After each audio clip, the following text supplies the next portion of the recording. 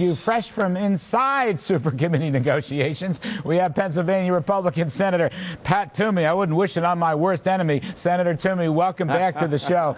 Listen, it's been reported the full committee hasn't met in weeks, and you may have heard the clip we ran. Senator Murray is blaming Republicans for not having a tax plan. Now, you have a tax plan. I'd like you to tell us what's going on here. Well, Larry, you know, it's obviously late in the game. The discussions are continuing. I don't know. I can't give you a prediction of an outcome at this point, except to say we're still at work. You know, we've developed a plan. See, I think there's got to be two important priorities here. One is we've certainly got to, you know, get our deficit under control. The other thing is we need pro-growth policy. We need economic growth here and job creation. So I think you meet those two by doing tax reform that lowers marginal rates, simplifies the system, broadens the base. You do that on the individual and the corporate side, and my goodness, get out of the way with the kind of revenue that would generate just from the reforms. But you know, we were willing to say that if we could avoid the huge tax increase that's coming in January of 2013, if we could get lower rates, if we could simplify the code, we'd even acknowledge the reduction in deductions to offset some of the rate lowering. That would generate a little bit of static revenue for deficit reduction. We've been willing to do that because I think you'd get so much growth, it'd be worth the price. Well, Senator Murray specifically seemed to rule that out today. Now, whether this is true or not, I don't know, but she was quoted saying she didn't want the Bush tax cuts extended and she didn't want lower tax rates at all, that those were non-starters. Does that leave you in a hole? Can Republicans therefore make a revenue deal without the kind of tax reform that you yourself have proposed?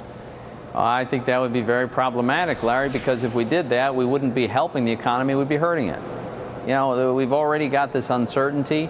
The reality, if it comes to pass, this big tax increase in 2013 would be very, very damaging. I can't see how we ought to add more damage to that by raising taxes and then doing nothing about that. That doesn't strike me as the right thing to do for the economy. So I think we need to still focus on pro-growth tax reform. We've done a lot of work. We've got a lot of stuff on the shelf that could be taken down and cobbled together. So, Senator, let me just ask, though, instead of a super tax hike that would doom the economy, why not go for the across-the-board budget trigger? The price outs that I've seen suggest about a $70 billion budget cut in 2013, okay? It's about an 8% across-the-board cut, excluding the big entitlements. What is wrong with that? Why not go with that across-the-board trigger? Are you talking about the sequestration that occurs? Yes, I am. We like to call it a trigger on the network because sequestration is such a difficult word. But yes, you took the word right out of my mouth. Yeah. Well, I think the big problem with the automatic spending cuts, there are a few. I mean, it's really not the optimal way to rein in the size of government, and for several reasons. Number one, it really won't make meaningful changes to the entitlement programs which are driving this whole thing. And number two, they're very heavily concentrated on defense and national security.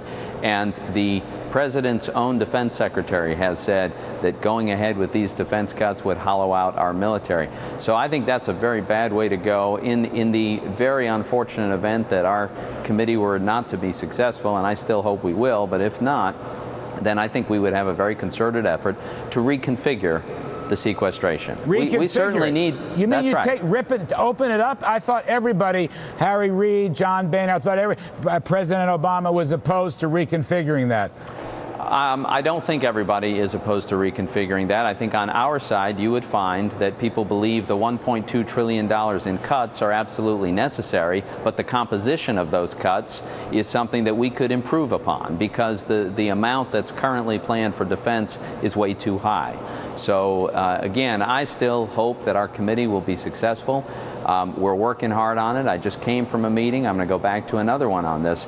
But in the event that we're not successful, I think it's important that we reconfigure. Are Republicans working out, to use your word, a reconfigure plan? Is that going on behind the scenes? You know, there might be some folks might be working on that, Larry. That's possible. I can't speak for it. I'm not. and it's not been the subject of conversation among the super committee members, but I can't speak for all my colleagues. I mean, it just seems to me, last one, Senator Toomey, Jeb Henseling told us night before last on this show, $250 billion revenues with the Toomey tax reform plan to lower marginal tax rates. Okay, maybe he's a little more flexible.